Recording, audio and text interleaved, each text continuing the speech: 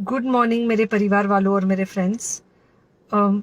बहुत सारे डॉक्टर्स की तरह मैं भी बहुत परेशान हूँ, इसलिए मुझे लगा कि शायद मैं आपको अगर कुछ कुछ चीज़ें बताना चाहती हूँ और मैं शायद अगर ये बताऊंगी और अगर आप लोग सेफ रहोगे तो I might be at more peace. जैसे आपको सबको पता है कि बॉम्बे की हालत तो बहुत ख़राब है और धीरे धीरे बहुत सारे शहरों की और बहुत सारे स्टेट्स, इवन टाउन्स की हालत ख़राब होते जा रही है। बॉम्बे की हालत तो इतनी ख़राब है कि हमारे हॉस्पिटल्स में आईसीयू बेड्स वेटिंग पे है, पेशेंट्स के लिए बेड्स नहीं है। It's a very very helpless, यानी मुझे इतना हेल्पलेस और लाचार कभी फील नहीं हुआ है। We have to literally manage patients at home with oxygen, and this is not something we are enjoying. So I really want all of you to follow a few things that I really am requesting you to follow. First, आप लोग please safe रहो। अगर आपको लग रहा है कि आपको 1 साल से कोरोना नहीं हुआ है इसलिए आप कोई सुपर हीरो हो या आपकी इम्यूनिटी बहुत अच्छी है और आपको ऐसे कुछ नहीं होगा, तो आप गलत फहमी में हो। हम यंग लोगों को देख रहे हैं। I mean we have a 35-year-old who's on the ventilator and we are not able to help people now.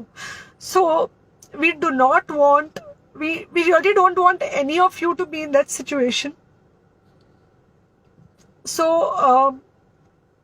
sorry,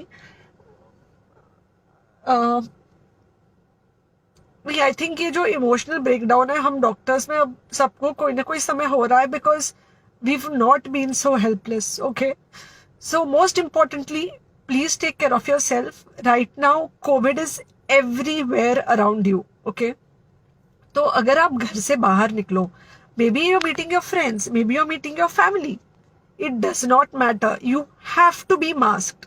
okay, just because आपको अभी 1 साल से कोरोना नहीं हुआ है या आपको पिछले साल कोरोना होकर जा चुका है, इसका मतलब ये नहीं है कि आपको वापस कोरोना नहीं हो सकता। You can still get Covid.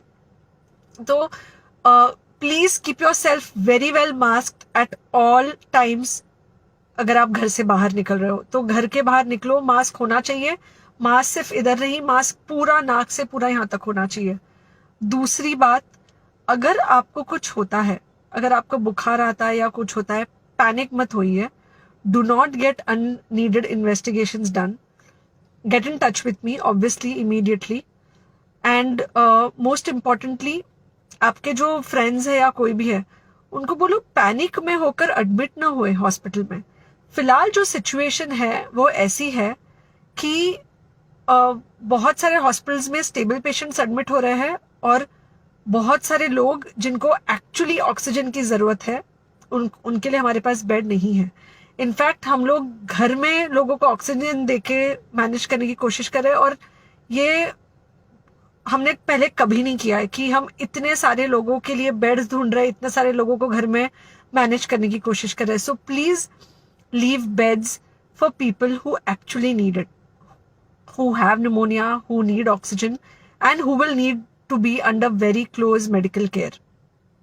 Third thing, if you have not taken the vaccine, अगर आपने वैक्सीन नहीं ली है किसी भी कारण से, हो सकता है आप ट्रैवल कर रहे हो सकता है आपको वैक्सीन की हिचक हो सकता है आपने कुछ व्हाट्सएप पे फॉरवर्ड पढ़ा हो कि वैक्सीन की वजह से कुछ साइड इफेक्ट्स हो रहे हैं या कुछ हो रहा है, इट्स अनट्रू।